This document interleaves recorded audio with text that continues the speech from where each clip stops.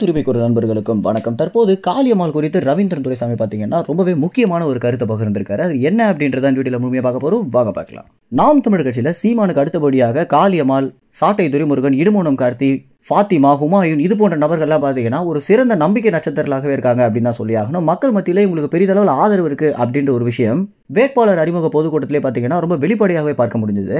இதற்கு முதல் முக்கிய காரணமே என்ன அப்படின்னா, கட்சியில சீமானுக்கு அடுத்தபடியாக ஒரு முக்கிய தூண்களாக இவங்க இருக்க காரணத்தினாலையும் சீமானுடைய வழிமுறை இல்லாமலே மக்களுக்கு என்னென்ன விஷயங்களை பண்ணணும் அப்படின்றத ஆரம்பிச்சு எந்தெந்த இடத்துல பொதுக்கூட்டங்கள் போடலாம், மக்கள் எந்த இடத்துல அதிகமாக ஈர்க்கப்படுறாங்க அப்படின்ற எல்லா விஷயங்களையுமே தொடர்ச்சியாக இவங்களே கவனித்து அதற்கு உண்டான தீர்வையும் காட்டுறதுனாலேயே சீமான் பாத்தீங்கன்னா கட்சியில அவருக்கு அடுத்தபடியாக இவங்க தான் மக்களை அதிகமாக ஈர்க்கிறாங்க அப்படின்றத சீமானே பாத்தீங்கன்னா பல இடங்களை ஒத்துட்டு இருக்காரு.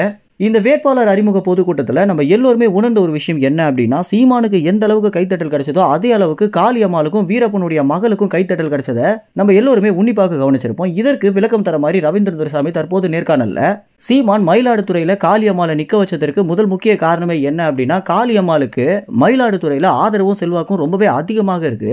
அது மட்டும் இல்லாம காளியம்மாள் ஒரு சிறந்த போர்ஸாகவும் செயல்படுவாங்க அப்படின்றதுனாலதான் அப்படின்னும், அதற்கு பிறகு மயிலாடுதுறையில பெண்கள் ஓட்டு அதிகமாக இருக்கு அப்படின்றத உணர்ந்து காளியம்மாளுக்கு எல்லா பெண்கள் ஓட்டும் கிடைக்கும் அப்படின்ற நோக்கத்துல தான் சீமான் அவர்கள் பாத்தீங்கன்னா மயிலாடுதுறையிலேயே காளியம்மாளை நிக்க வச்சிருக்காரு அப்படின்றதையும் ரவீந்திரன் துரைசாமி பாத்தீங்கன்னா தற்போது இந்த நேர்காணல பேசியிருக்காரு.